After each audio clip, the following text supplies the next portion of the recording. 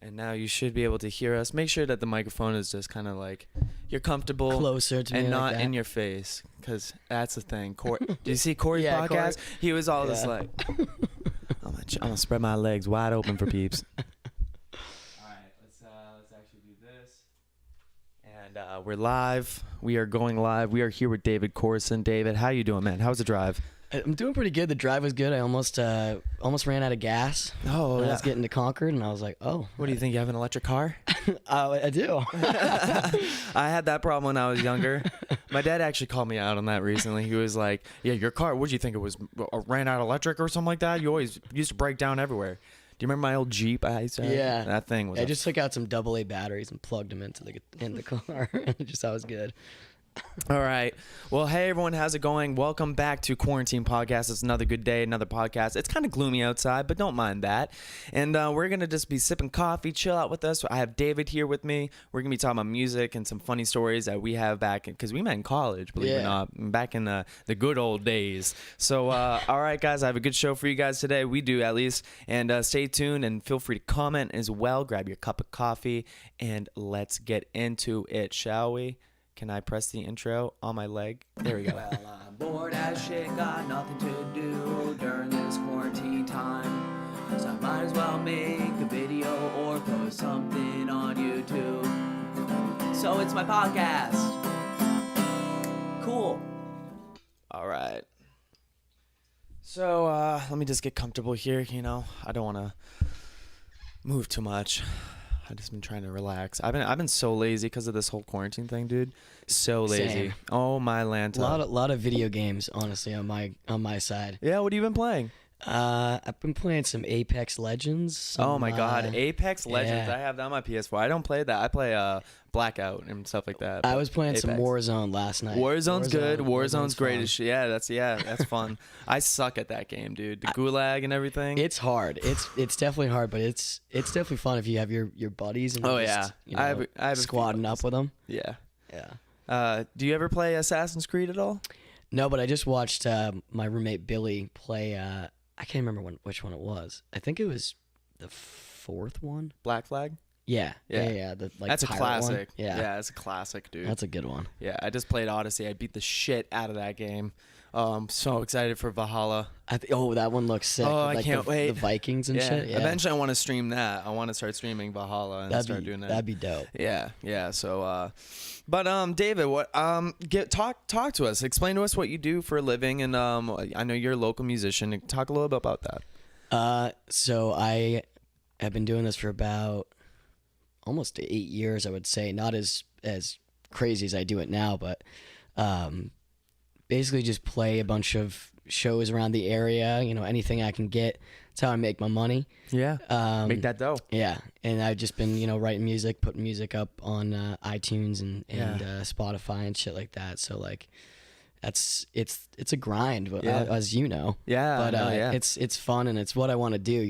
Oh yeah. There's a lot of people who are creative in that way and they don't put themselves out there to be like, well, I think it's fun, because there's a point of it, like, you don't want to do entirely your favorite thing as your job, because there's a certain point where you're like, oh, this is getting like a little old, and but like, it's like a roller coaster. It goes up and goes down, but then like there's that spark again. Like you kind of get a little rusty and you kind of get a little lost in it, and then eventually, sometimes you just kind of usually for me, it's a conversation with someone. Once I talked to someone, like, when I played at Instabar, I talked to manager, Scott, and he was so inspirational. That's what got me recently, dude, back into it. He was a great person, and I'd love to have him on the podcast. I know I've talked to him about that. He should be. He was just like, and he's people like that. When you have those encounters, they're great for musicians, because sometimes you do gig after gig after gig, song after song after song. Looking at the views, and sometimes people some crowds aren't as into it as you'd like, but it's like, I'm getting paid at the end of the day. But like the Instabar thing, which is this new bar in Hampton, New Hampshire. Check it out. Yeah, it's really cool. They have all these like murals and stuff people can take pictures of, and they have live music every single day. Every night, and I'm there 3 nights a week, and the crowds have been great. I played there last night, and like, the one thing about last night is we started a little earlier than we should have. We did a 5 to 8, and by like around my third set was when everyone Was started there. showing up. Yep. And I was like, okay, we got to change that. Yeah. Yeah. I'm like leaving, and there's like a bunch of people That there. sucks and, when like, that happens. Yeah, I but hate when that happens. And people are like, play more. And you're like, but that's when, yeah. I also, my fingers were like falling off. Oh, yeah. I was going a been little there. too hard on that. My action on my guitar is pretty bad right now. Are you still playing a Martin? Yeah, the Martin. And I'm surprised. it's definitely Humidity. It's getting old, and there's a lot of, now that the weather has changed, I got to go get it looked at. You know by, what I'd some recommend? people. I'd recommend if you're looking, are you looking to buy a new guitar? Or are you just going to repair it? Maybe once I replenish my money after this whole quarantine. Get an Alvarez. It was our dope, and I Those was are also looking very at, nice guitars. Guild guitars. Yeah, Those Guilds are really nice. dope. I like the looks of them. They have nice Yeah. looks, and they're good quality. The only thing I will say about the Guilds is that they are pretty heavy. Yeah, they're bulky guitars. Yeah, They so if I are. were to do that, I'd have to be like, because I usually stand up when I Yeah. play. But yeah, those are definitely a heavier guitar. The Alvarez's, man, I played a lot of guitars, and I think for me, I just love the versatility of it. Like Yeah. the pickups on it, and the DI box they have inserted in that acoustic guitar, are just incredible. Art and Lutherie too. I have two of those guitars, and those are my favorite fucking acoustic guitars. I don't know if I've heard of that. Art and Lutherie, they're based out of Canada, man, and they're like. I think you were telling me about Yeah, that. they're like yeah. Siegel. They're kind of with Godin and Siegel and that kind of family. Yeah. Beautiful, beautiful guitars. So, but David, enough about guitars. I want to talk to you. So you're talking about music and what you do. That's what you wanted to do for life. When was it that you realized that this is what you wanted to do? You know, you play music for a while and gig. I think it was when I couldn't pick up any girls, so I was like, I gotta. nah, it was back Whatever when, your motivation is. Well, this goes back to, this starts a whole another wormhole, but I was homeschooled from 4th grade until freshman year. I went into high school freshman year. Yep. But throughout our homeschool, my mom was always she was our teacher, and she was always trying to find something that me and my siblings could do to like keep our minds occupied. And we weren't like the sports types. We didn't grow up on, sports. We played some tennis. Yeah. Which is like the least team sport you can find, but I was pretty good at one point. Yeah. But she started us on piano lessons because we had our grandmother's piano was in our house. Yep. So she was like, it's just rotting away in the house. Might as well. And Might as well get I some would use like out of that. I would like kind of doodle on it when I was like a kid. Yep. Without knowing what I was doing. So we went to this place called Musical Arts, and we started learning piano, but I was not that into it because it was like you had to learn the scales and you had to learn, I just wanted to learn like the Harry Potter theme, That's all I wanted to learn. I was more into that like aspect of it. Yeah. But like, so I started doing that, and then I wanted to start guitar, and again was very kind of disappointed with that. So I started just teaching myself chords and teaching myself songs and kind of just making it so it was more interesting for me. Right. Which is, I think, the reason that I don't really know what the fuck I'm doing on the guitar now or the piano. But that probably comes hand in hand though when you started playing piano, and then you know, like at least for me when I started playing piano, it kind of made more sense, like scales and theory wise. Yeah. So that's probably nice for you to have. Yeah, it was, and I came back to the piano, but the guitar was like a huge thing, and I had a guitar teacher, but he wouldn't really like teach me that much about scales and stuff like that. I would learn a song one week, and then I would bring him a song and be like, what do you think of this? How should I change this? Right. How should I, make this better, or like what have I done wrong here? And Did you go to the one in Exeter? there was this guy, what was his name? George Little. And he did like classical Little. guitar. Yeah. Ooh, He sounds like a all right. mouse or something. Hey, that George. That's Stuart Little's brother. George Little. Hello, I'm George Little. I'm here to teach you guitar. he was definitely an interesting dude.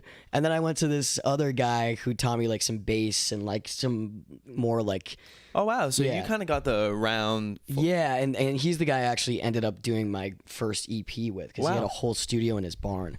I remember that EP when you showed me that. Yeah, I Was it sound like Her a little Eyes? girl. No, that's the one with the CD cover is like a bunch of pictures of you.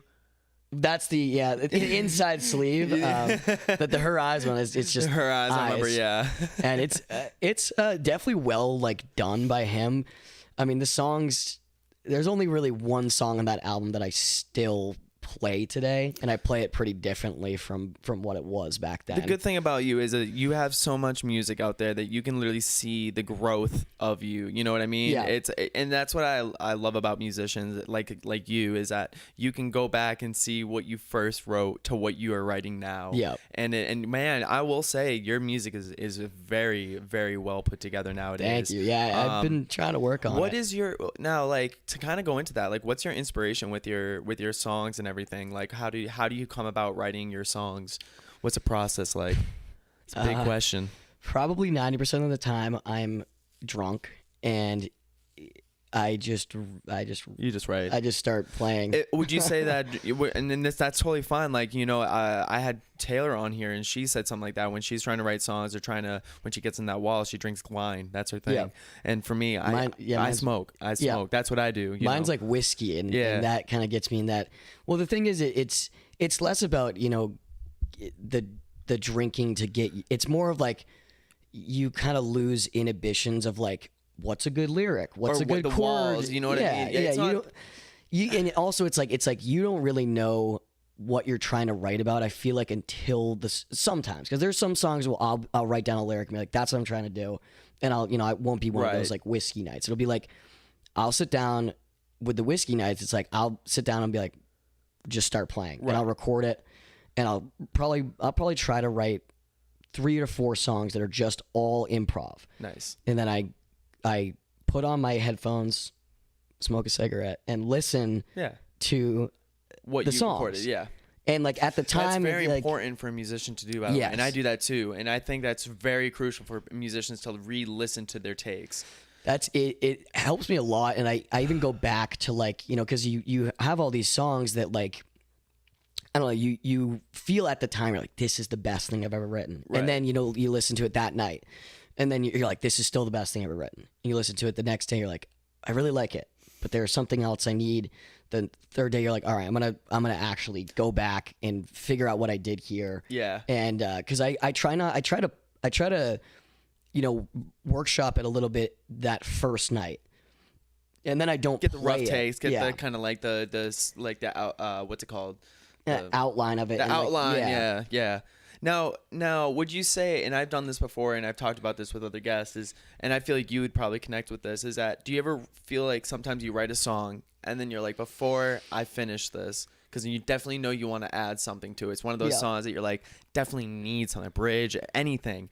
You take it on the road with you, and then you play it at a show, and you see how people are reacting to it, what's it missing, and kind of look around, and then like take that input in and be like, and sometimes improvise, and then from that energy of that show, you could end up coming up with what you needed. Well, I do that actually a lot. Like, if it comes, That's awesome. Yeah, it comes like after the third day, where I haven't really played it since that first night. Right. But I'm like, I have a show coming Letting it up. rest. I'm gonna play it at this. Most of the time when you play an original, you know, people aren't as enthused with it. Right. But I feel like if it is something that, like, there was this song I wrote called Streets of New England, and that's actually, and like, so that one I wrote, and it was kind of just like this kind of whole thing I wrote, and then I came back to it, and I was like, wow, this is a really good chorus and the verses and everything. And I was like, I'm just gonna play it out, say to the audience, like, this is a new song I just wrote the other day, and like, people like loved it. Nice. And like, there are a couple of things I tweaked afterwards, but like, I was like, wow, people really like that song. There are a couple of those songs, but then like, one of the biggest things I do is when I write a song, especially when it's a song that's a very personal song that has lyrics, it's like, okay, well, my mom's gonna listen to this, you know, and like, Yeah. like people that I know. So I'll usually bring it to my roommate Travis, who plays music. He's a drummer, and I'll go, Travis, what do you think of this song? That's and there good. was one recently that I wrote that I love, but it's a very, like, the lyrics are very, you know, very personal kind of lyrics, and there's like a certain point where I was like, I kind of want to change that, and he was like, dude, you got to keep that in. Yeah. He's like, he's like, yeah, your mom's gonna hear it, but fuck I it, wrote you this know? song, ready? That reminds me, I wrote this song, it was a while back, and it's about, it's called Hey How You Been? and it's a song about family members who I haven't seen in a while, and like just anyone you can talk to really about that you've just stopped talking to, and like you see them and they act so different around you, kind of like that. Yeah. They're grinning their cheeks in a way, just like a cheap smile, and like it at one point when I first wrote it, it was kind of like just a little stab because I just wanted to. I just had this like built-in anger, and I'm like, Yeah. you know what? I just got to do it. So when I wrote it, there's this one part where it's just like it gets like really just to your face, blunt, you know? Yep. And it stops, and then I say something, and it kicks right back in. And I showed it to Christine. I go, should I keep this? And she goes, you need to keep that. That is effing awesome. That's those are the songs that like because you know you have all these people that you listen to and you're like, how'd they write that? It's like not really how did they write that. It's more of like how did they keep that the way it was? Right. How did they not let it get bogged down? That's like Sarah Bareilles wrote that song, Love Song. Love Song. Yeah, that's song. a great way to talk about that. Yep. Because she was told by her producers, like, you have to write another love song. And she was like, you know what? Fuck you. I'm gonna write my best song. Yeah. And it's about how I don't want to write a love song. Yeah, I love that story. That's amazing. I love that story. Did you know about One Love with Black Eyed Peas? How they wrote it? No. Do you know that Justin Timberlake wrote the chorus? That doesn't surprise me. It's very Timberlake-y. I don't know how I did not see that, because Will.i.am is like a really strong producer, beat maker. So he thought that, with the rapping and like everything, it was really good. And then this is when Justin Timberlake just left his group, so he was just kind of starting to get into it. And this producer calls Will.i.am, and he's like, yo, you gotta like send that song you've been working on to this kid, because he's like a really good R&B artist, and I think he just came up with a chorus for it. And Will.i.am's like, bullshit. And then like that was a part where like they play it, and then Justin Timberlake starts playing like, people killing, people dying, children hurt. Yeah, and I was like, no shit. I love that song, dude. That's like definitely their best song, though. Yeah, right? Like it has to be. I was kind of disappointed when they redid it. They redid it recently, and it just was horrible. Oh, did they? I don't think I heard. I don't even know if I wanted to hear that. Yeah, it's good the way it is, and I wish they kind of kept it that way. But like, I get it. But I always love that because it makes me, because I feel like at a certain point, I'm not doing this to get famous. Yeah, really. no, it's not in the you're like way. Me. It's like a passion. It's a love. Yeah. Like music is when you find a true artist, like they're not about like doing it. They just love the product, and like just having fun and getting to play music. And I think it's more of like because there's a certain part of me that's like, I don't want to be famous per se, but I want my songs to be heard. I don't want to be. People are always like, "Oh, you're so much like Ed Sheeran." Have you thought about like Seawolf? Yeah, he wrote all these songs, and he's really known for they get used for movies like Twilight series. Yeah, all his songs were known like Violet Hour and stuff like that. And I love Seawolf, but he's that guy that it's like pretty famous. Well, he has like a small group of people. Like, that would be dope. And it's kind of like what's his name? Ray LaMontagne. Yeah, same kind of guy. Yeah. Has that small group. Like everyone knows Trouble by him, but not everyone knows exactly. But he's still pretty famous. You know what I mean? But his songs, you wouldn't, if you were walking down the street, I bet you a lot of people wouldn't even know who he is. Exactly. I would. I mean, you would. We would. Like that when that starts, you're like, I know that shit. I see. He's such a great, and he's from New Hampshire. He is. I love that dude. My music teacher in high school knew him. He's like grew up with him. Literally one of my top musicians that I go like. His writing is really good. Like, but that's what the whole like idea of like fame. I think that's what a lot of people come up to me and they're like, have you ever thought about going on The Voice or American Idol and shit like that? And I'm like, no, I've never thought about that because I don't want that. No, like it would help me because I will say it definitely helps you because it would be great to be like I was on TV because like this kid Sam who I know, he was Sam Robbins. Yeah, he was on the like beginning part, right? Yeah. And he was seen on TV.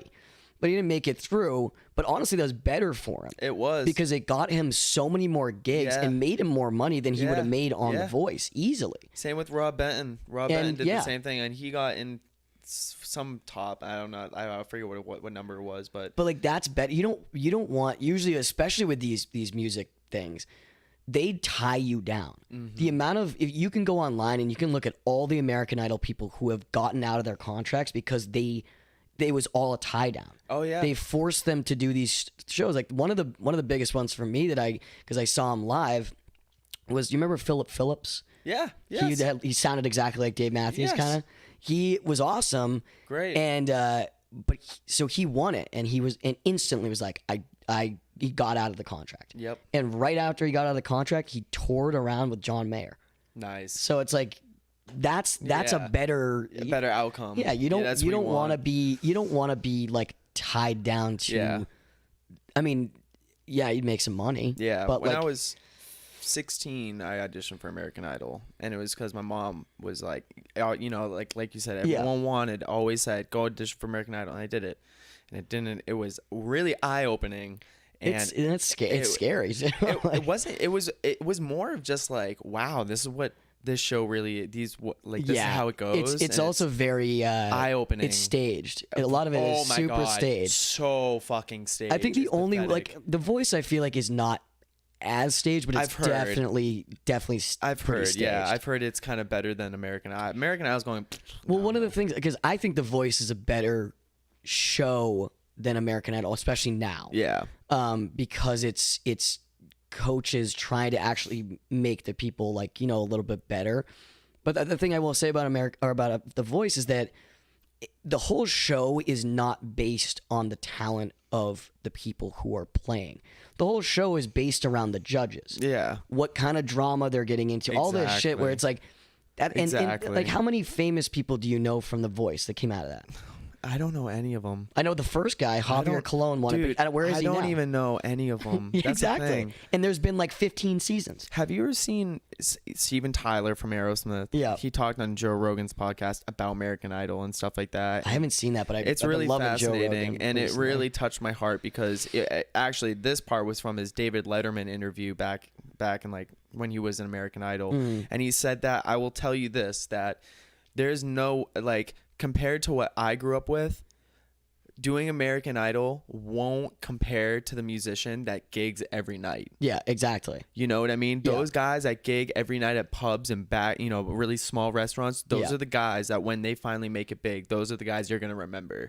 Well, yeah, exactly. And it really touched my exactly. heart because for someone that did go to American Idol and realize like how shit that show is, Yeah. you know, no offense, but like I have really blunt words. Especially but like, now, it's now, really... yeah. Back then it was a little bit better, but Yeah. like now it's just downhill. But like, so when he said that, I was like, oh, thank God, because thank God that people think like that. Well, I mean, because especially coming from him, he started up, you know, in Boston. Yeah, my dad New went and Hampshire. saw them in like a little club in Steven Boston. Tyler is God in this house. That's what I say to people, just so you know. We don't use his name in vain or anything like that. No, I like him. It's like a very diehard Aerosmith fan. I've seen him live 3 times, and they're just like the best fucking thing that. I mean, his voice is still incredible. I mean, that's incredible. But that's incredible. Like the thing is, like, you respect some, as like you said, like that's why I think that when this is a different kind of thing, but it's very similar where it's like a lot of people disrespect Ed Sheeran because he writes these you know, kind of. He's a money making machine. Yeah. He's a genius. That's what it comes down to. But the thing with him is like he was doing what we were doing. He was playing. He probably played over 1,000 shows from 16 to when he got famous. He released 4 EPs before he got even founded. Exactly. So like he. You know. So that's. But I think seeing that from someone rather than someone who, you know, as much as I think Shawn Mendes is awesome and writes good songs and has a good voice, Austin doesn't think He's so. cheap, dude. I'm sorry.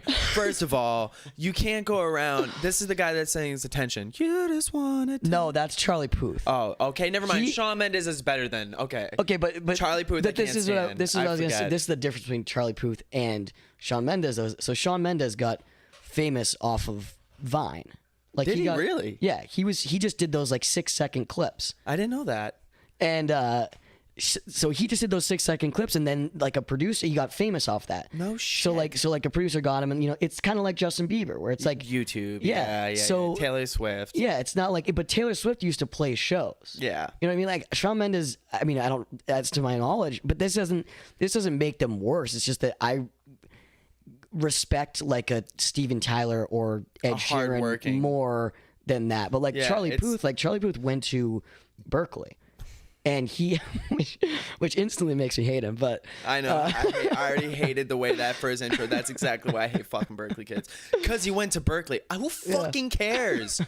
Who fucking? I'm sorry. Part of my No, friends. yeah, but okay. Like John Mayer literally said, like I started and like you don't. I mean, know. John Mayer didn't even do. He didn't even do like. I don't think he finished his first semester. year. Like no, he didn't. No. But of course, I mean that God guy damn was. it. He has. John Mayer's. He has talent that just doesn't make any sense. Dude, he's alien. He's alien. His writing style. I mean, I don't know the fact that he can write any of those songs that no one else can, and everyone tries to emulate those songs, and no one's ever written a song. A lot of people are going to be mad at this, but no one's ever really written the range of music that he's written. He's written blues, he's written rock, like pop, country, like everything. every single type of, and he nails anything. it. And every single time he nails it, and it's like so many. And he used to be one of those people that was hated on so much. I remember, because Family Guy used to hate on him all the time, right? Well, he was like a woman, Playboy and I mean, everything. Things. There's some things that kind of made his reputation fall But like down. ever since his newer stuff, like I remember there's a newer Family Guy episode where it's they're out in like the wilderness and Peter's like, "Oh, look at that rock over there," and it just says like, "Sorry, John Mayer, we were wrong." Oh wow, that's funny. Because I mean, he put out like New Light. I feel like that got people like really into his. I've always liked him. You know, same. I know you have too. Yeah. Like I don't know. Like for someone that's into music, if you're a true music person, his guitar skills and his writing abilities, they are so fucking. There's good. not a lot of people who are that good at both. Modern things. day Eric Clapton. Literally, modern day Eric Clapton. Literally, if you know what blew my mind.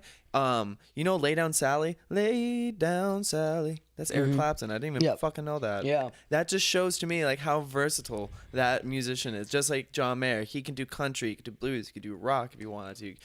If he wants to, he can write pop. You know, He probably has. Yeah. He probably has. You know, he might be one of those ghost writers that we don't really who know are about. Your like top musicians that inspire you nowadays, or like when you were first starting, and with all that. When I was first starting, definitely Ed Sheeran was like a big one because I found him like senior year of high school before everyone else, I was a hipster. But it was like 2012 and his album hadn't even come out in the United States, and I had like ripped it from fucking like England. Yeah, wow. Brought it on a boat and but I had that and I like showed a bunch of my friends it. And then I went and was able to see him at the House of Blues, nice. Which was crazy because now I wouldn't want to go see him now. Yeah, like as much as it'd be cool, but I don't. Crowd, giant crowd. Like I saw him in the best. Yeah, that was one of the things. Yeah. That it was me and my friend who just graduated high school. Oh, was it like that back then and too? It was really? Yeah. It was just a bunch of young middle schoolers. Yeah, but I would say. Because when I was a kid, I was a super fucking nerd, and I was super into like movie soundtracks. Like I loved like Lord of the Rings soundtrack. I would like listen to those. I'd be like, "Mom, put that on in the car." What's the famous producer that writes all of them? So there's John Williams who does the Howard Shore did Lord of the Rings. What about Dark Knight? Who's the guy that did that? Hans Zimmer. Hans Zimmer. He's like the big one. Hans Zimmer. Yeah. That's the guy I was gonna say. So that I was really into.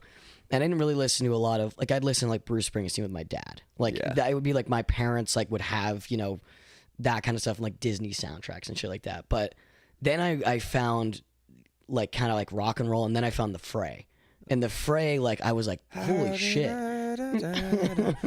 You found me. Like they're that, good. They're good. That kind They're of good. music, I was just like so. Something about his voice and the way that it's vulnerable. It is, vulnerability. and I think that I liked that idea, which was funny because I was listening to that and I was listening to Disturbed at the same time. Oh, I was like, my playlist would be like How to Save a Life and like Down with the Sickness. Dude, mine would when I was growing up, it would be like theater shows, and then it'd be like mixed with like Rage, System of a Down, Aerosmith, and then it'd be like some jazz and like. Well, as a kid, you really had no idea, honestly. I remember this one kid picked up my iPod when I was in high school, and he goes, "What the fuck do you listen to?" It was just everything. Yeah, I had I still have my original iPod classic with a bunch of songs on it, and I used to listen to Weird Al and shit like that. Oh, everyone did. I like everyone did. Ride and Dirty was my White and Amish Nerdy. Paradise. Yeah, Amish White Paradise. and Amish Paradise was so good. Yeah, those types of songs. I didn't, because I was so dumb when it came to music. I thought White and Nerdy was his song.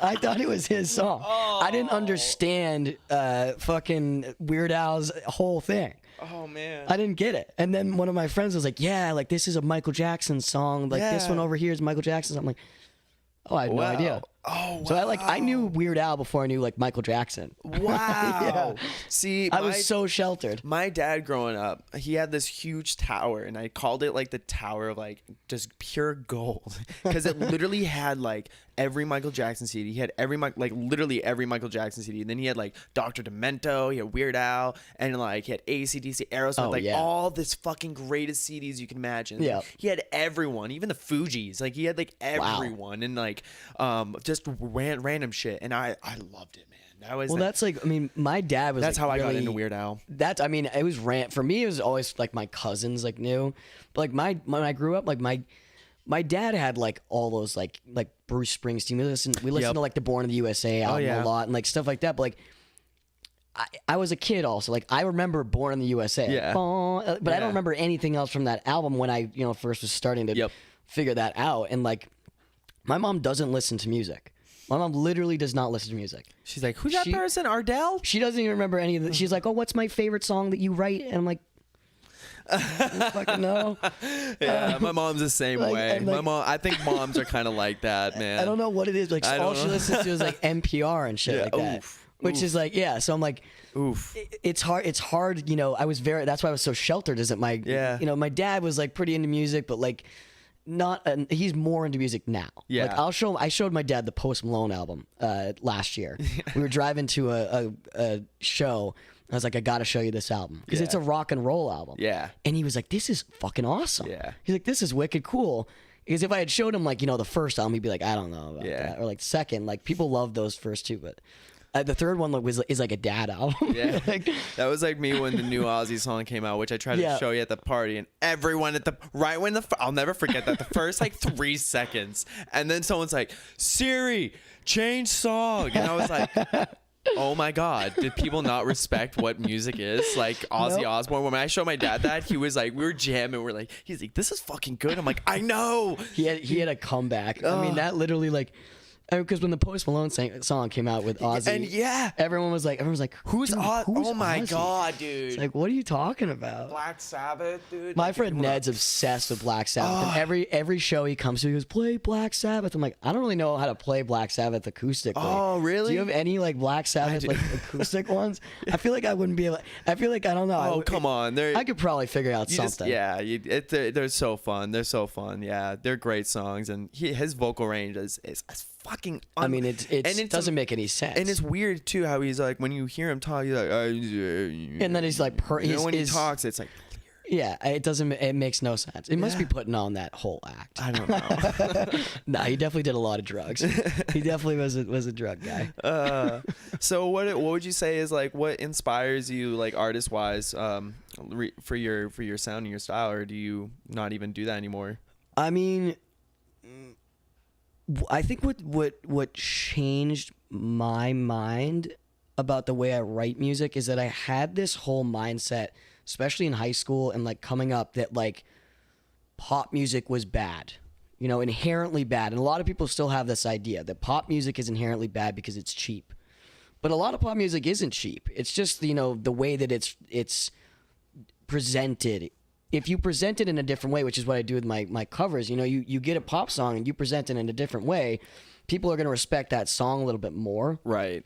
Depending on the audience. But like I never listened to like any pop music really, other than what my friends would like make me listen to, Right. And like, I think that at a certain point I was like, you know what? I'm just going to start listening to like this kind of mainstream stuff and like just stop caring. Yeah. Because it was a certain point of like, I would have to care about like what my cousin, because me and my cousin Ben were like the same. Like we'd be like, look at this song. Like it'd always be like kind of pretentious songs that we were listening to, And I still listen to that type of music, but like, just because a song sounds like a poem and you can't understand the whole, because a lot of those songs is like each line you're like, that's a dope line. Yeah. Like there's a song that is one of my favorite songs of all time. It's called A Stable Song, and I start every one of my shows with it, and each line is like incredible. Oh, really? But you need like a degree to understand what the song's about. Oh, really? You know what I mean? Okay. Like there's a line, there's all these dope lines together in one song, but it doesn't really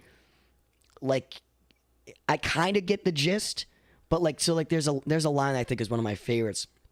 It's now I'm gonna forget it because every time I try, I'd have to like play the whole first part. Yeah. But it's something about I threw stones at the sky and the whole stars fell, and it's like those are like really cool lines, but I don't think that good lyrics essentially make a good song. Yeah. I mean, there are bad lyrics that can ruin a song.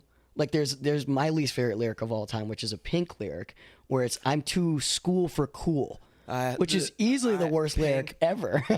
She has some really bad songs. Yeah, she has some really bad songs. The thing is, but then she has like "Sober," which is a great song.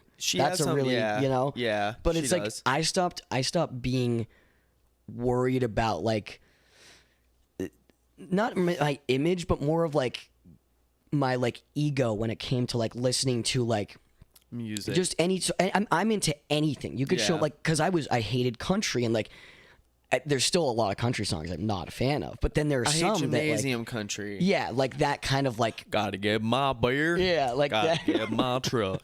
like that kind of like. But there know? is so much good country music out there Yeah. that like there. I mean, there's so many good guys. Like Sam Hunt really got me into it because Sam Hunt is like very pop country, but Yep, in a way Sam that Hunt, it's more pop than it is country. Yep. But not in.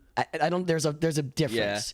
You know what I mean? Yeah. For me, it was like Warren Haynes, Susan Tedeschi. Yeah. Oh well. Derek Yeah. Trucks Yeah. Band, you know, Tedeschi Trucks Band. And But stuff like, that. what's oh my god, I forget his name. The guy does Beautiful Crazy.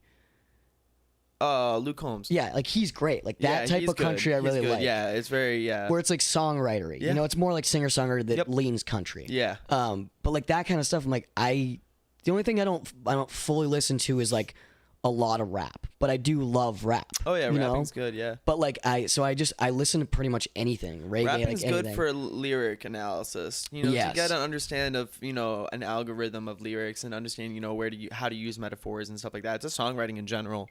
That's how I study. Like when I listen to rap, and whenever I am listening to rap, that's usually what I'm using it for, just to like, I don't know, improve my lyric writing Yeah. in a way. And then like I listen, like I'm like you, I like listen to every fucking thing. But that's like what got me into rap was 21 Pilots. yeah, I that's could what, see like, that, yeah. really, like, 'cause I- Fugees was mine. Yeah, that was that's back like an then. older yeah. one. But yeah, because I didn't really listen to that much. And Fugees like, are fucking dope. actually, Lupe Fiasco was like my Lupe first. Fiasco. Yeah. Have you heard of Stromae?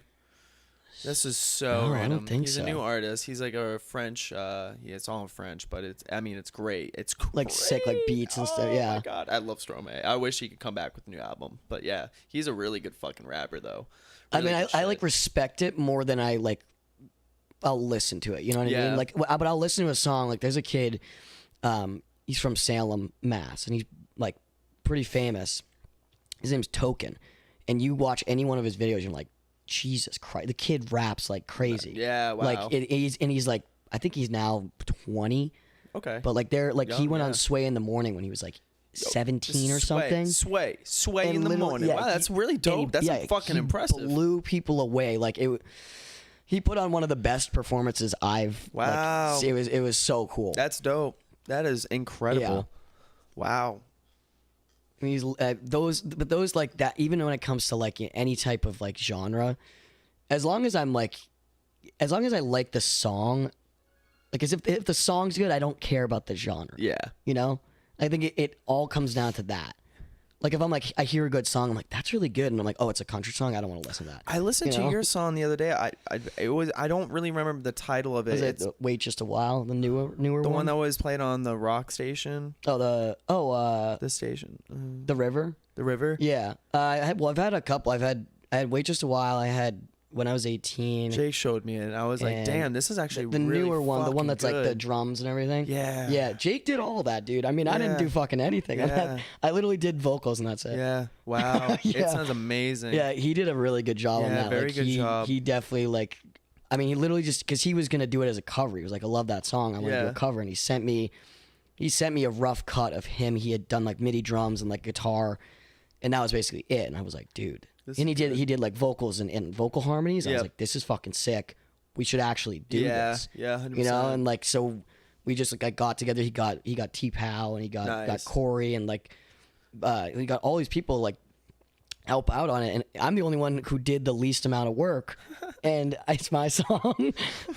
I guess that comes down to his engineering skills. Yeah, the magic of producers. I mean, he definitely knows his it's a stuff. very good song. Yeah, I'm excited. I'm actually working with him too. We're going to be talking about a couple projects lined up. So yeah, I mean, he's a good guy. it's fun to work in that little closet, isn't it? Yeah. Oh my God. Yeah. It's tiny. It's tiny, but it'll do. It'll do. It'll do, donkey. It'll do, donkey. Oh man. Well, I think this is a good time to take a quick little break. We're gonna come back, and I definitely would like to talk about some funny stories with you about college. And Let's do it. guys, stay tuned. We'll be right back, and feel free to stick around. I need to get me another cup of coffee. All right, let's go. Well, I'm bored as shit, got nothing to do during this quarantine time. So I might as well make a video or post something on YouTube. So it's my podcast. Cool.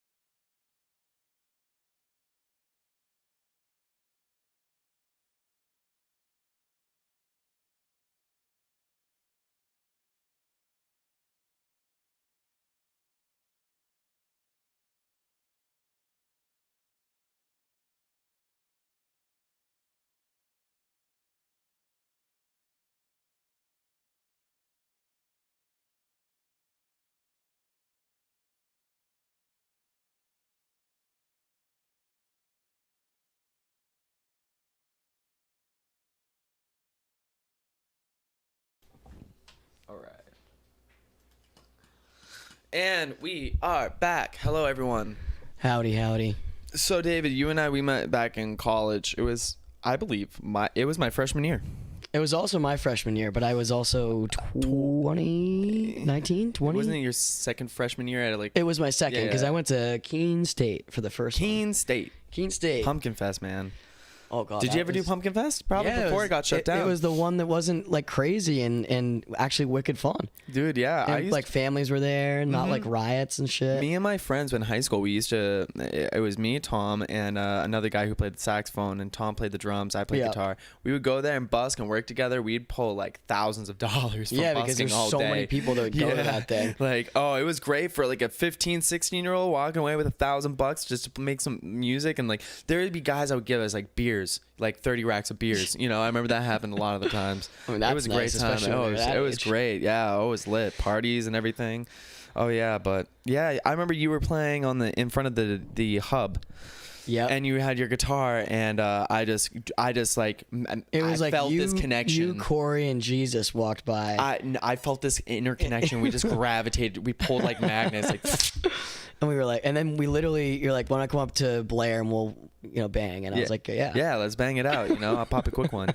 No, I remember you came right back. We all went back to Blair, and we all grabbed our guitars and shit like that. And Jesus had his box. Yeah, drum. we had a gangbang. Yeah. That's what we did. Yeah, It was fucking nuts. that was all. I mean, because that was like the first. Because I was going into my freshman year again, and my whole thing was I was like, I don't want to be. Because you can make like the things. You're like, these are the places I want to live. Oh yeah. I said I don't want a student apartment. But you got a student apartment. Yeah, I don't want a student apartment. I didn't want a roommate at the time, but I wanted to live in the dorms so that I could make friends. I said I don't want a student apartment. I don't want a roommate, and I want to live in the dorms. Yeah. I got a student apartment. And a roommate. Oh, you had some fun roommates, man. Brad came to one of my shows not that long ago. Really? Yeah. How's he doing? He's getting married. Is he? Oh my God! Yeah. Congratulations, Yeah, he's Brad. getting married. That's oh my God. Yeah, that's great. Yeah, He was a great where's guy. my invite? Yeah. Oh. Yeah, I Yeah, mean, he's a great guy. Him, I mean, he was the most normal of the entire house. Yeah, he was. He was Yeah. like No, I was just thinking of the other roommate that you had. That before. I like the one that was like Russian. He was like a Russian dude. He wasn't really Russian, but He sounded pretty Russian. I remember that. no, he used to do a voice because he Yeah. was a He was a medieval what's it called? Not that one. Yeah. Not that one. Who are you talking about? Not the one with like the knives.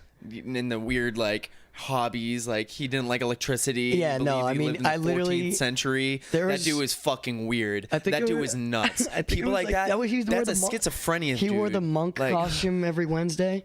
I can't even remember his my name. to be honest God, with you. that was nuts. But I literally, one of the first nights I was in the house, in the apartment, I was like in the middle of my rewatch of Lord of the Rings extended edition because I do that like every year, and I was by myself and everyone had went to bed apparently. I was like, all right, no one in the house smoked weed, and Brad was like, oh, I don't smoke, you know, my God. and no, because he was allergic to it. Oh yeah, Brad. I remember that. yeah. Oh my God, I totally forgot. But so I went out and I smoked, and then I came back in, and I'm in the middle of the two towers, and I'm like so high, and then that kid came down in a full monk costume. That must have tripped you out. Full robes, full fucking robes, and a knife. And I thought, this is the end for me. I thought there is no getting out of this one. And he was sitting there like twirling the knife like on it, and he was just like, oh, you're watching Lord of the Rings? Like, that's so cool. I'm like, dude, what is I'm like, I don't know this kid. He was weird. He was a nice kid, but he was definitely a strange man. Yeah, no. He had this weird like he did not. Everyone knew him for the monk outfit. Yeah. Like, have you seen that kid with the monk outfit on? Like, that's my roommate. So I didn't get laid for a while. No, it was like the hookah dude. Remember that? Dude, Hookah Greg, dude. Hookah Yeah. Greg, remember Yeah. that dude? Remember everyone got sick with like it was like a huge sickness going Yep. around, and it was because of that fucking guy. Yeah, because everyone was sucking on his hookah. I remember every time I'd be walking from a party back from your place, and every time he'd be right in front of what's it called, like the Hyde building, that Yeah. and he'd just be right there, and there'd be like 40 kids. It was either that or right in front of the hub, and there'd be, when he was in front of the hub, there was way more kids, dude. It looked like a fight was going on. You thought you were walking by a fight, and then you look, and it's this fucking hookah Greg passing around a hookah. The thing is that wouldn't be allowed now, right? Because of not. tobacco, you have to be 21. Well, no, yeah. I mean, it wasn't even that. I mean, they It's probably fucking wouldn't have given a college, fuck, dude. though. Dude, cops would see so the many cops kids. didn't care. I remember there was one story where there was a couple of us sitting outside my student apartment, and we were all smoking, and one of these like cops who was I like became friends with him because I'd see him around. Wasn't it a girl? A girl No, cop? there was a guy. Remember the guy with the bald? He was bald, and he used to be a yeah. statey in New Jersey or something. And everyone, I had talked to him a bunch. Everyone stands up and runs away. And I'm just sitting there still. I'm like, hey, what's going on? He's like, what are you guys doing? I'm like, just smoking some weed. And he's like, all right, dope. Like, see you later, man.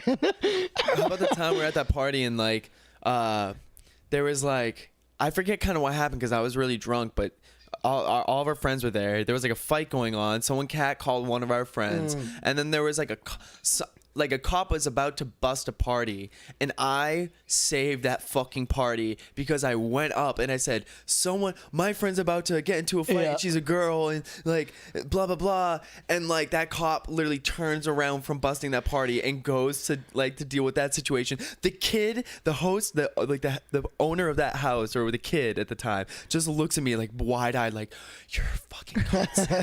Everyone ran out of the house. Everyone ran, like literally you could see all the kids running out of the back door and everything, and I was like, wow. I mean, Yeah. that is literally like, that's the best thing that can happen to you in those Yeah, situations. yeah, honestly.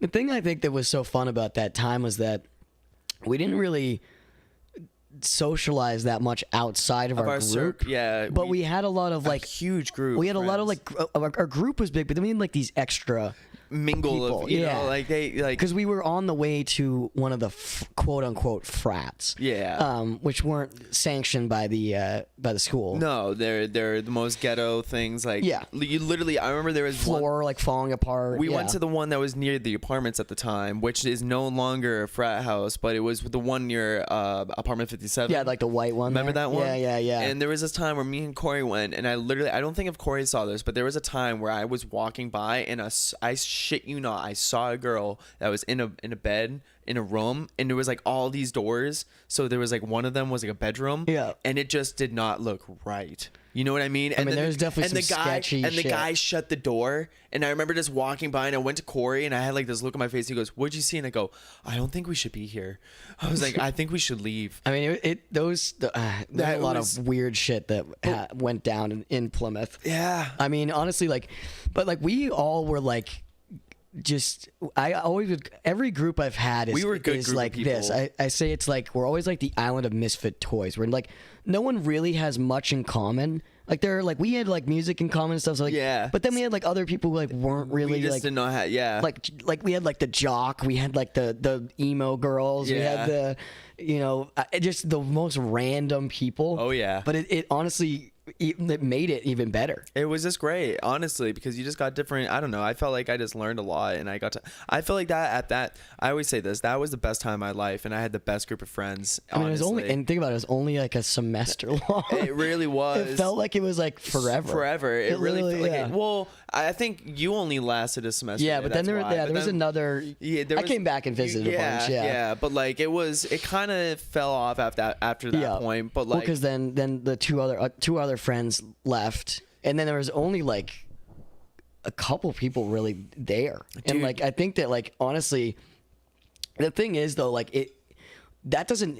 I think everyone has that experience in college though, where it's like you're really really good friends with these certain people like your first year, and then you're still friends with a couple of them, and then like you're like, oh, and then you see those people around, you're like, oh, I'm still like, what's up, dude? Like, we should hang out, like that kind of thing. I mean, that's kind of how life is. It's the same thing with like high school. I don't even talk to really that group anymore. I really don't. Like the only person I still talk to is Corey. You know? Yeah, I mean, I think, and you. I guess I see. I mean, you know, but it's not like I don't. It's every now and then. It's not like. Yeah, I don't. There are a lot of. I don't talk to probably more than half of them. I would say. Yeah. I would say literally. I think it's just like Corey. I guess I would say Barty, Jake Bartolin. I mean, yeah. Well, I also fell off. I kind of like, I remember there was a time where I kind of like really separated myself and I got like rid of my Snapchat. I got rid of my cell phone, my Wi-Fi. Like when I moved to my first apartment, I had no Wi-Fi, no TV, Jesus. nothing. And How'd you watch any TV? I didn't. I just, you know what I did? Play music? I mean, that's probably a good call. Yeah, honestly, it was the best thing for me. I mean, I was too obsessed with. That's where I created TV. That's where I like created Lou and like all that. Well, I was also tripping on like bunch of drugs. You know, which that's Plymouth, man. You know, yeah. There's nothing really to do. Which brings me to my side. You know, I want to talk about the story about the time where we went to is what they called the dungeon. Remember that? The dungeon. Yeah. And it was a huge thing in the MTD department, is what they call it, the music department. And everyone knew about it. And I'll tell you this right now, it was where always the weirdest shit definitely some happened. Strange. Just the weirdest fucking shit. Well, first of all, to get to like, because there was like a basement, like dance floor area, but to get to that area, you had to walk down the sketchiest flight of stairs. And like you're drunk, and you have to walk down this, like it basically is a ladder. You die. Yeah, it's basically a ladder. If you fell down that thing, you'd be dead. No one did, which was good. But I remember that being the first thing I was like, we shouldn't be here. This is sketchy. Just a bunch of rando. Like we knew a lot of people, but like, it was. Yeah, we were invited. Yeah, that's always. Yeah, people always wanted. Like, I still got invited when after you left. Like, still people always wanted me to go. And I'm like, fuck no way. Because there was one time where I don't think you were there, but there was a time where I went there and I shit you not, everyone was either making out or doing something weird, and I some sort of orgy. I just walked in and I'm just like, I'm all set with this, and I literally never showed my face there again. But like, and that kind of happened too when we went there. Like there was like that long couch or whatever. Oh yeah, remember that? And like everything was fine until like the night went on, and then like the mood changed, the music changed, and everything. And then like there was just like people, just like couples in the corner that were just like. Well, we also, I mean, they had like some sort of like punch or something that we were drinking that one night. Yeah. And that got me pretty drunk. Yeah. No. Yeah. And then I don't even really remember what happened that night other than when we left. Yeah.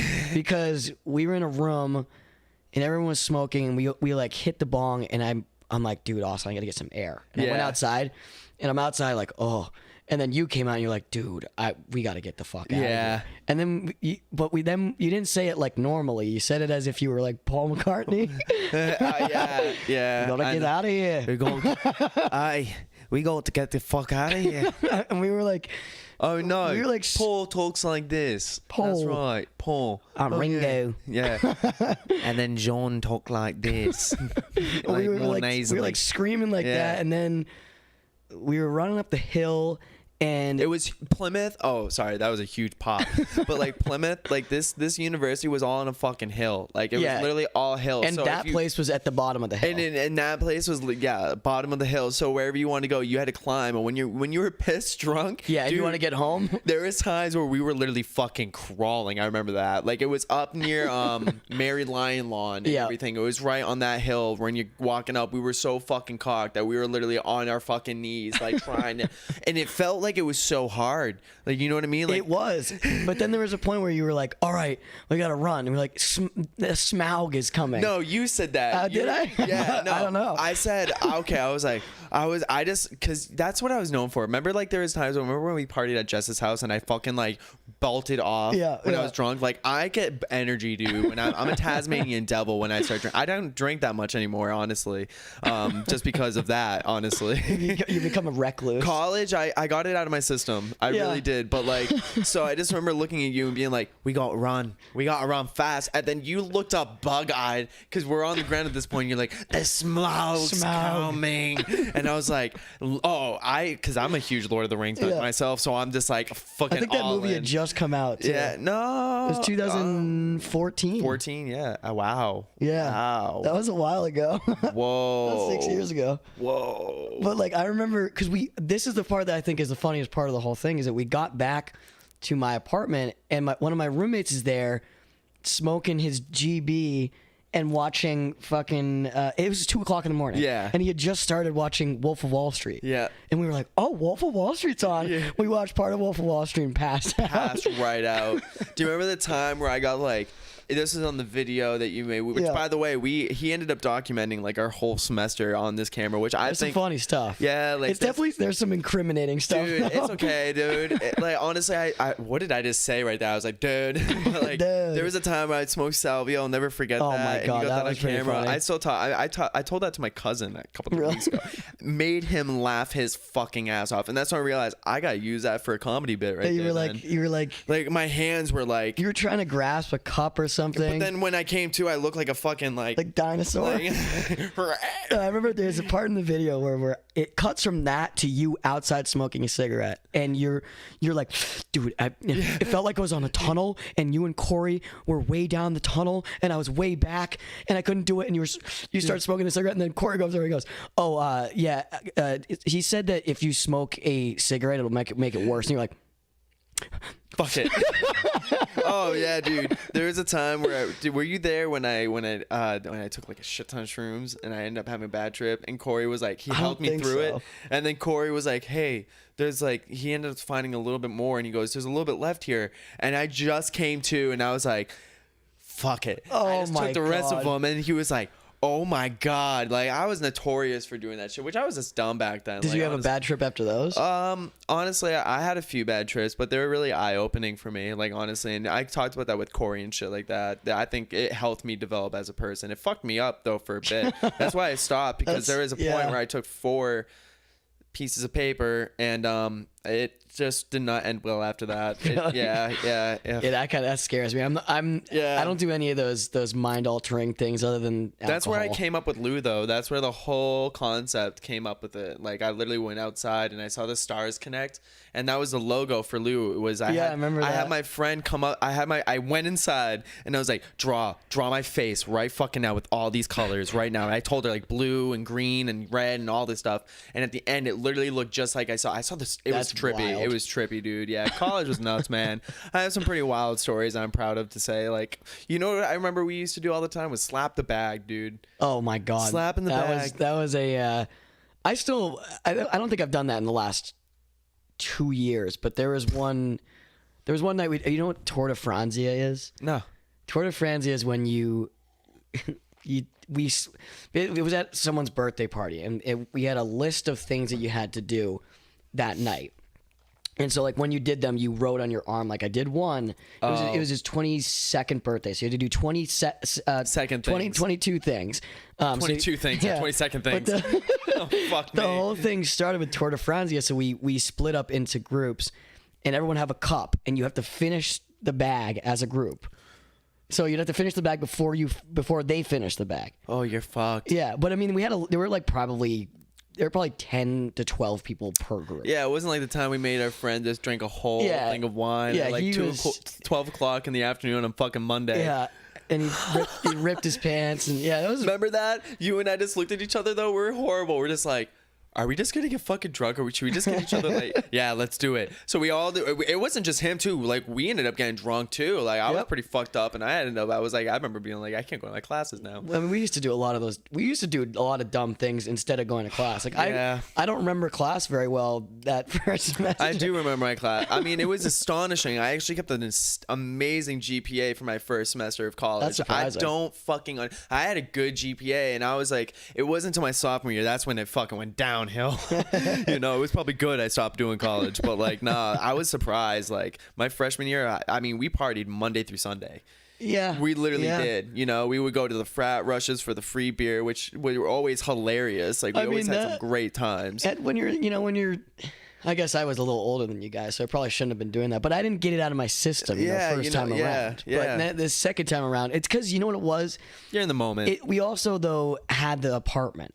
That was great. So, the like, Halloween parties and the Thanksgiving. Like Thanksgiving was awesome. My mom shows up with fucking like 24, all the food. There was a great like mac and cheese or something your mom She's brought. known for her mac and Christina's obsessed. Everyone that's eating my mom's mac and cheese literally is obsessed. We had like the boxes of wine there. Oh yeah, she hooked us up. That was a terrific time. I remember the Halloween party. That was one of the favorite ones we did. And I remember I was a bartender. I was so happy about it. That was great. Yeah, I was making all the drinks. Yeah. I mean, we had like the fog machine. Oh and, yeah. There was that one kid who had a costume that was like a headless man. Remember that? Yeah, I do. It's in the video. Yep. I mean, I was fucking Bilbo Baggins or like Sam. I think it was Sam Wise. Yeah, you were Waldo. I can't even remember what everyone was. But I remember so 3 of my friends came up from UNH. I remember that. And they still talk about that party to this day. They're like, that's the most fun we've ever had. Oh yeah. I'm like, I can't even remember what we did. I think we just danced around and we just had a fucking great night, dude. Just danced and smoked, drank, talked, ran up and down the stairs. I think one person just like took a box Slid down the stairs and shit like that. Like we were just nuts, dude. It was so much fun. It was definitely a run blast. around the streets and just have a fucking wild time. Like literally, it was great. Oh my god. And it was just like we would party all night long. Yep. Like it wouldn't end until the sun came up and there'd be like 2 people left, you know. Remember that time you came up to my house and you and I went to my dad's gym? We wrote that's when I wrote Addicted. And you and I finished a whole bottle of Bacardi just swinging it back and forth. Oh my god. Remember that? Yeah, we were also making like rum and cokes and shit. Yeah, and we were up until the sun came up and we're like, fuck, dude. And your dad came out of his room and was like, "What are you guys doing?" Like it was like 4 in the morning. Yeah, we were still writing songs and he was like, Jesus Christ. Like, what is happening? Yeah. Yeah, I remember that. Oh my god, but like we'd always used to do shit like that when we used to go to your house too and have the parties. That was fun. You know, and every times you and I would just like go off and just start writing music and just I remember when we used to play, because we used to play rock band and Corey's like nuts at the drums. Yeah, he is. Remember that? Like, like for some reason, like wicked good at the drums. He is wicked good at the drums. And it doesn't make any sense because he doesn't play drums. Like you think it'd be guitar, but no. He's like, yeah, it's wicked good. I don't understand. Yeah. Yeah. No, you guys, when I honestly, Steven Tyler talked about it, how he used to say like his band were like his group of friends. And like, I tried to do that with you guys. Like I really did. Like I tried to have all of us live in an apartment and everything. And oh man, that's when I realized I had OCD. I didn't realize that. As you can clearly come into our apartment. Yeah. It's like the old apartment that we had. Like you used to walk in and the floors would be super sticky. Yeah, I mean, dishes would be stacked up pile high, tobacco everywhere. Just oh my god, my OCD, man. My OCD was up the fucking wall.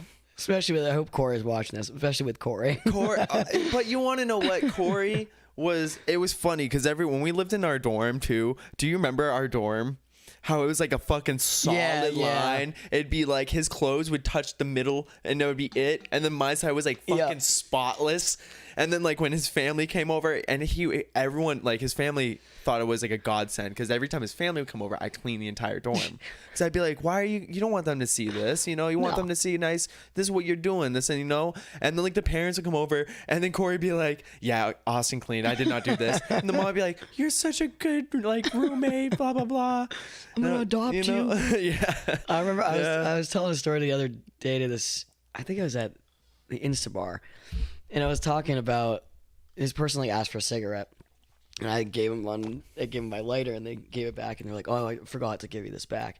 And I told the story about how Corey used to bick all my lighters, but he also didn't know that he was doing it. No, he had no idea. But I remember I would keep being like, "I don't know where my lighters went. I don't know," and I'd buy like these cool lighters at Samahas, and like I wouldn't know where they went. And I remember one time I went to your apartment or your dorm. And on Corey's dresser were like 20 lighters. And I was like, Corey, those are all mine. Yeah. He's like, oh, those are yours? I'm like, yeah. Because he would never have a lighter on him. There'd be times where he would come into our dorm and I'd just be on my laptop and he'd be like, oh no. And then I'd be like, what? And he's like, I picked David again. And you do his Every evil time. laugh. His evil laugh, you do it, and he's like, and then he just opened his top drawer. That's where they always would be. Top drawer, throw it in. He's my arch nemesis. Dude, my, yeah. my Bic arch Oh my nemesis. God, yo, there was that was great though. There were some great times that we had back then, and it was great, honestly. no, it was the amount a of good time. parties and shit. You know, I still Definitely a lot of parties. yeah, you know, and like I said, you know what's weird is I went back to the dungeon years ago. It was like one of my last parties I went to. It was actually me and Christina's first date. It was like, Really? it was called like the winter prom or something. Oh, yeah, like that. They yeah, have yeah. that. Well, that's when I realized I had seizures.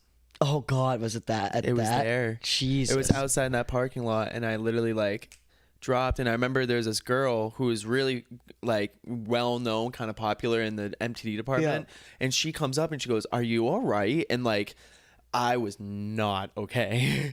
And like, That's I remember frightening.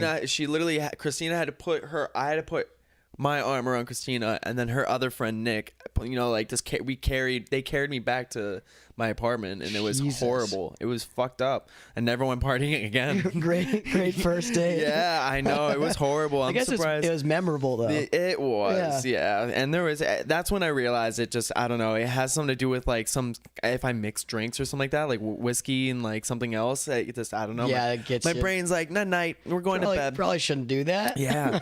Well, it's crazy because it's weird. Like when I was a freshman, we drank so much fucking alcohol. Yeah. Like A lot of random stuff too. Like, I remember people would Yeah. show up with moonshine. yeah, and like that pink lemonade Zanka was pretty disgusting. Oh, there was a time I remember when I broke up with my ex where I was like devastated, and I drank a whole bottle of Zanka Oh, it's at a fire, gross. and I was literally fucking hammered, and I climbed a tree and it was covered with poison ivy. Oh. And that was the worst summer of my fucking I life. remember because I told myself after Plymouth, I was like, I'm never drinking that shit again. I'm never Yeah. drinking pink lemonade Zanka. Never did. Because we used to, no, well, I thought I never did until I have a friend who would always bring Jello shots to our parties in Dover. And eventually I was like, what do you make What with do you them? make? What do you, she goes, oh, it's pink lemonade Zanka. I'm like, Fuck me.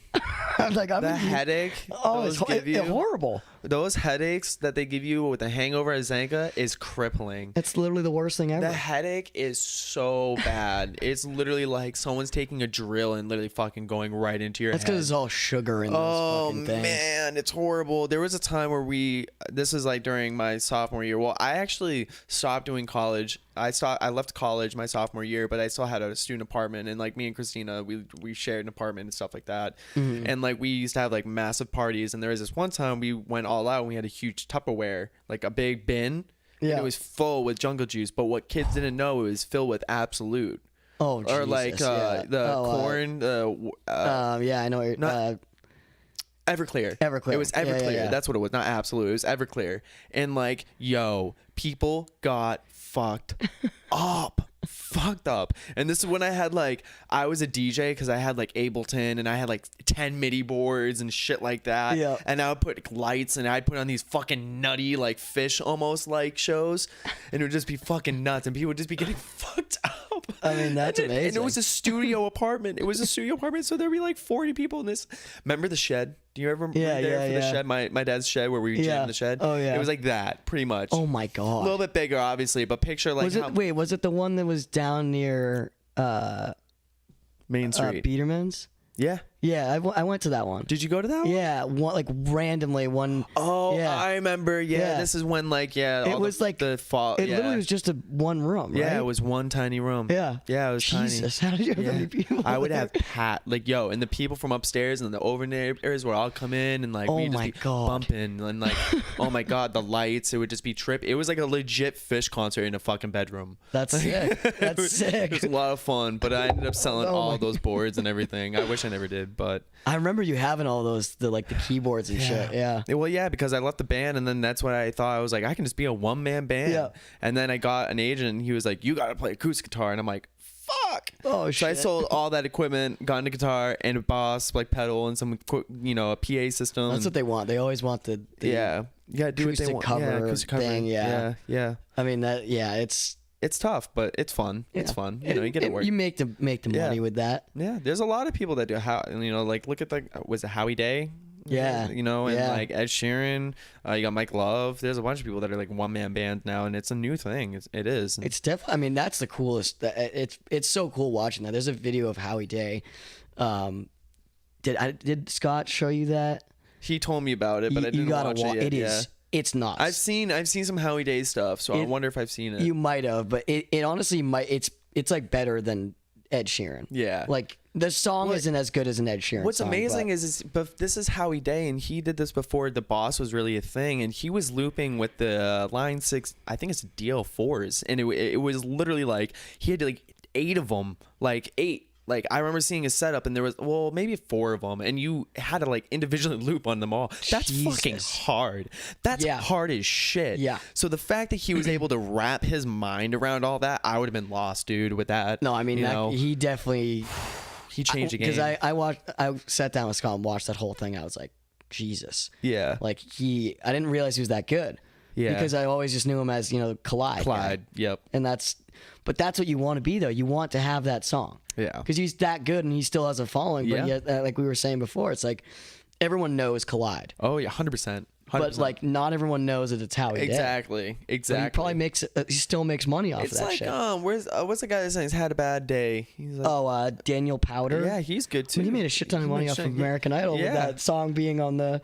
Remember when someone would go home on American Idol, it always like, had a bad day. It was always that song. Was it really? It was always that song. Well, and then I totally after Chris Daughtry was on the show and he had Home, it was Home ever since then. Oh, yeah. really? I'm going home. Oh, no shit. Yeah. So I never realized that. Yeah, he made some money off of that. I think that's how literally that song became popular. Yeah, no way. Yeah. That's funny. That's funny. Well, David, this is probably a good place to end the podcast. It was great having you on today. I'll it was come back on. Yeah, absolutely. Maybe we should get you back me, on. you, and Corey. I'd love to. Well, I talked to Corey about it. I want to get like a bunch of people doing a group podcast, and we can watch Wash Your Mouth. I'll wash it. Wash. Oh, I know what that is. But yeah, no, it was a great time, and I'd love to have a group podcast with you and everything like that. That'd be sweet, yeah. So thank you everyone for tuning in, and I hope you guys have a great day, and I'll see you guys next time. And David, I'd like to give you a couple seconds while I close this out, and take it away. Tell the people what they want to hear. I've got an 8-song live acoustic EP coming out on iTunes, Spotify, Amazon Music, everywhere you can find it, YouTube, anything. Go check that out. It comes out this Friday. Thanks for having me, Austin. Yeah. What about some shows? You got any shows? Shows, Instabar, 3 nights a week. Go follow my Instagram at David Corson Music, Facebook David Corson. There you go. It'll be on there. Yeah, he posts pretty frequently. Yeah, So check it out. David, it was a great time having you. Guys, have a good one.